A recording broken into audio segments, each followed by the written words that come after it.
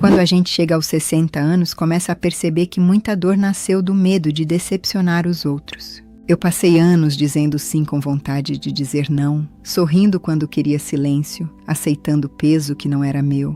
A gente acredita que ser boa é estar sempre disponível, mas bondade sem limite vira abandono de si mesma, e isso cobra caro.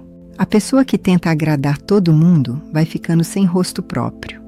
Ela muda opinião para não criar conflito, aceita visitas quando está cansada, empresta dinheiro com aperto no peito, participa de conversas que machucam só para não parecer difícil.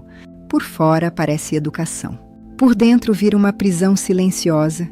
E o pior é que muita gente se acostuma com a nossa falta de limite e chama isso de amor. Com o tempo, eu aprendi que a opinião dos outros não mora nas minhas mãos. O estoicismo ensina que a paz começa quando a gente separa o que controla do que não controla. Eu controlo minha postura, minha palavra, minha consciência. Não controlo se alguém vai gostar da minha firmeza. Não controlo se vão me chamar de fria só porque parei de me sacrificar. Eu me arrependo de não ter eliminado antes essa necessidade de agradar. Teria dormido melhor, chorado menos escondida e escolhido com mais coragem o que realmente combinava comigo. Hoje eu digo com calma, nem todo mundo precisa aprovar sua vida para ela estar certa.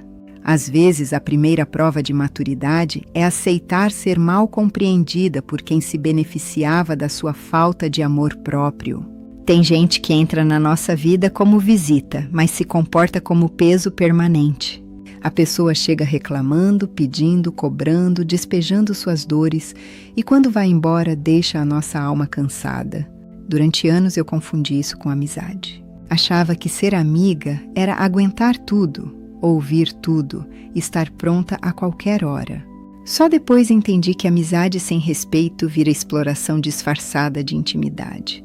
Uma amizade verdadeira não precisa ser perfeita, mas precisa ter troca. Não é normal alguém só aparecer quando precisa de favor, só ligar quando está em crise, só lembrar da gente quando o mundo dela desaba. No cotidiano, isso aparece de mansinho. A pessoa diminui sua alegria, interrompe sua fala, transforma suas conquistas em competição, faz piada da sua sensibilidade e depois diz que você leva tudo a sério demais. Sêneca nos lembrava que as companhias moldam o espírito. A gente absorve conversas, hábitos, reclamações e modos de enxergar a vida. Quem vive cercado de amargura começa a achar normal viver sem leveza. Por isso, se afastar de certas pessoas não é crueldade. Às vezes é cuidado.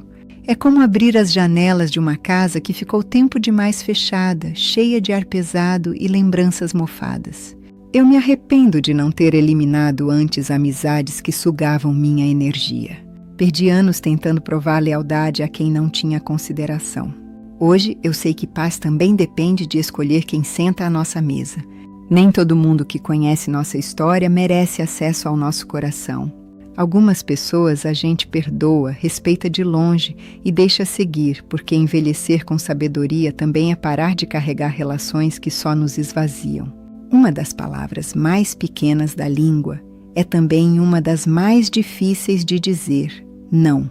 Eu demorei muitos anos para entender que dizer não me tornava uma pessoa ruim. O medo da rejeição fazia minha boca aceitar o que meu coração recusava. Eu dizia sim para visitas, compromissos, favores, cobranças e pedidos injustos.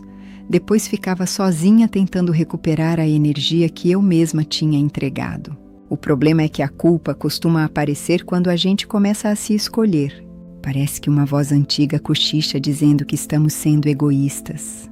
Mas veja bem, egoísmo é querer que o outro se abandone para nos servir. Limite não é falta de amor. Limite é dizer com clareza até onde sua força alcança. Uma mulher cansada, um homem esgotado, uma alma sempre disponível acabam ficando sem alegria para viver a própria vida. Epicteto ensinava que ninguém é livre enquanto vive escravo da aprovação alheia. E o medo de dizer não é uma corrente invisível. A pessoa pensa que está mantendo a paz, mas está apenas evitando o desconforto imediato. Só que o desconforto evitado hoje vira ressentimento amanhã. A gente aceita demais, se cala demais, suporta demais, até que um dia explode por coisas pequenas, porque guardou injustiças grandes por tempo demais. Eu me arrependo de não ter aprendido antes a dizer não com serenidade.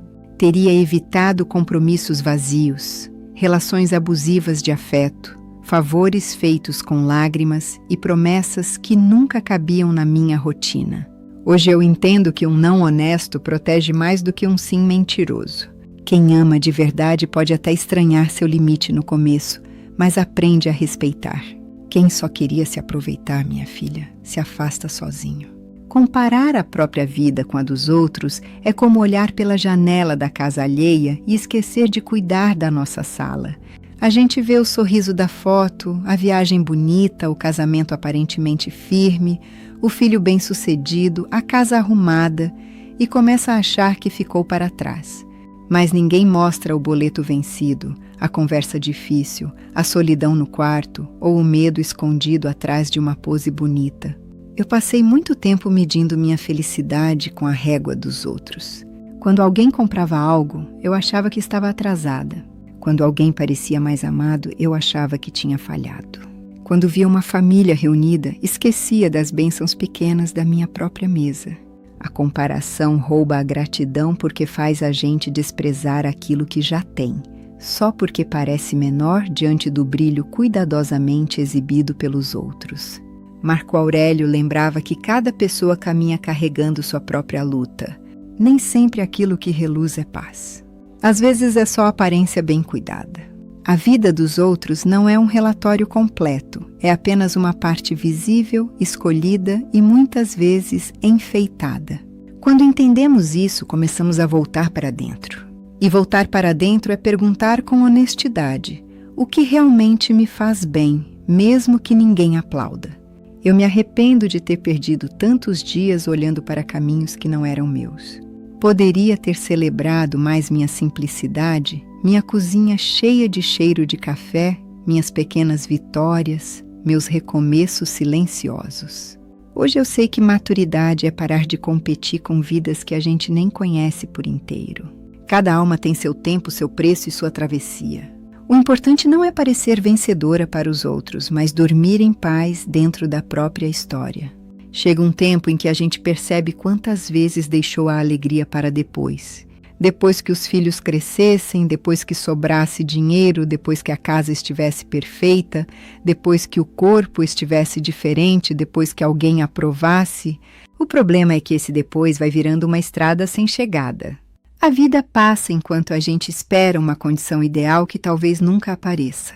Eu conheci muita gente que guardava louça bonita para visita, roupa boa para ocasião especial, perfume caro para um dia importante. E sabe o que descobri? O dia importante era aquele comum mesmo, com sol entrando pela janela, café coado na cozinha e alguém chamando o nosso nome. A felicidade não mora só nos grandes acontecimentos. Ela também aparece no descanso merecido, numa conversa honesta, numa caminhada sem pressa, num riso simples depois de um dia difícil. O estoicismo ensina que o presente é o único lugar onde a vida realmente acontece. O passado já não obedece, o futuro ainda não chegou, mas o agora está nas nossas mãos. Adiar a felicidade é tratar a vida como ensaio, quando na verdade ela já está em cena. Não estou falando de irresponsabilidade, minha filha. Estou falando de parar de esperar permissão para viver pequenas alegrias possíveis. Eu me arrependo de ter adiado tanto. Teria viajado mais quando pude, descansado sem culpa, usado as coisas boas, abraçado com menos pressa, dito mais vezes que estava feliz. Hoje eu entendo que felicidade não é prêmio para quem resolveu todos os problemas. É alimento para quem ainda está caminhando. Quem espera a vida ficar perfeita para sorrir, corre o risco de envelhecer com o coração cheio de planos que nunca saíram da gaveta. A mágoa guardada é como pedra dentro do avental. Parece pequena no começo, mas pesa a cada passo.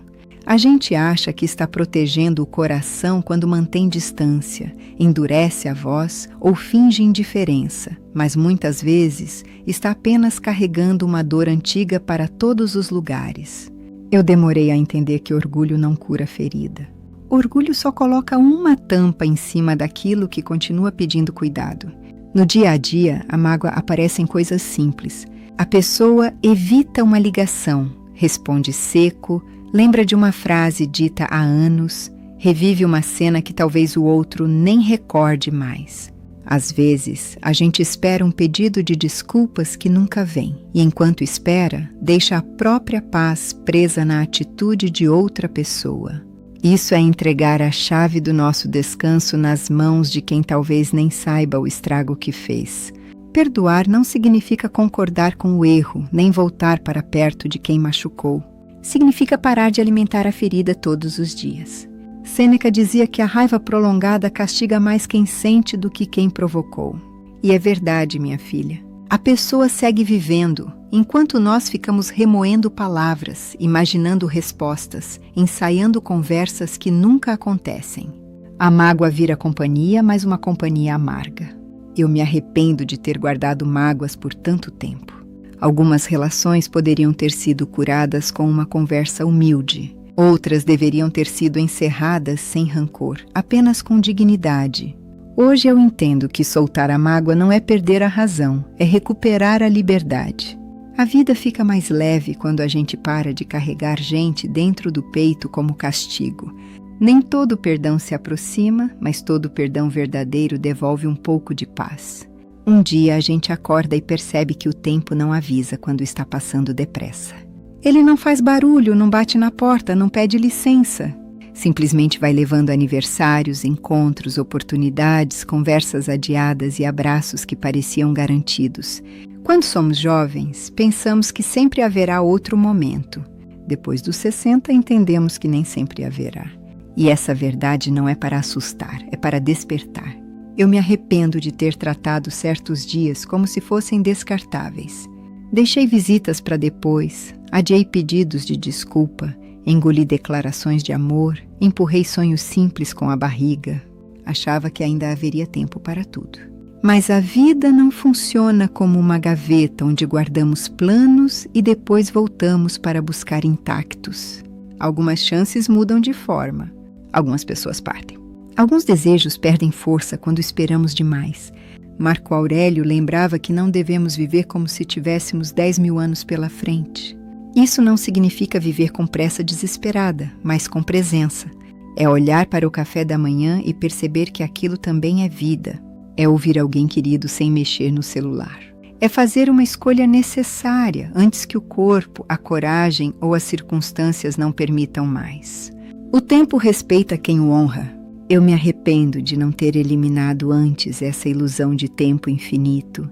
Teria feito mais ligações, celebrado pequenos dias, cuidado melhor da saúde, começado projetos sem esperar tanta segurança. Hoje eu sei que maturidade é parar de adiar o essencial. A vida não precisa estar perfeita para ser vivida com verdade. Quem entende que o tempo é limitado deixa de desperdiçar energia com orgulho, aparência e medo e começa a escolher melhor onde coloca o próprio coração. A noite costuma revelar aquilo que o dia conseguiu esconder. Quando a casa silencia, a cabeça começa a falar alto. Vêm lembranças, preocupações, contas, arrependimentos, medos, conversas mal resolvidas e perguntas que parecem não ter resposta. Eu perdi muito sono tentando resolver a vida inteira deitada no travesseiro. Só depois entendi que a mente cansada não encontra soluções melhores, ela apenas aumenta as sombras.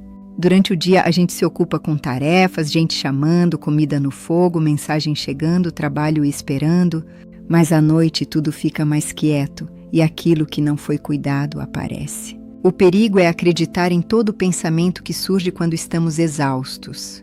Nem toda preocupação merece obediência. Nem toda lembrança merece espaço. Às vezes o pensamento vem apenas porque o corpo está cansado e a alma está pedindo descanso, não decisão. Os antigos estoicos praticavam o exame do dia, mas não como punição. Eles olhavam para o que fizeram, aprendiam, agradeciam e soltavam. Isso é muito diferente de ficar remoendo culpa até perder a paz. Antes de dormir, a gente precisa fazer as pazes com o limite humano. Nem tudo foi resolvido, nem tudo saiu como planejado, nem toda conversa aconteceu, Mas o descanso também é parte da sabedoria. Amanhã, com clareza, muita coisa fica menor. Eu me arrependo de ter permitido que tantos pensamentos roubassem minhas noites. Teria tratado minha mente com mais firmeza e carinho, dizendo: agora não é hora de sofrer de novo. Hoje eu sei que dormir em paz também é uma escolha cultivada. É desligar um pouco o mundo, perdoar o dia possível e lembrar que preocupação nenhuma melhora quando vira madrugada. O coração envelhece melhor quando aprende a descansar antes de carregar o amanhã.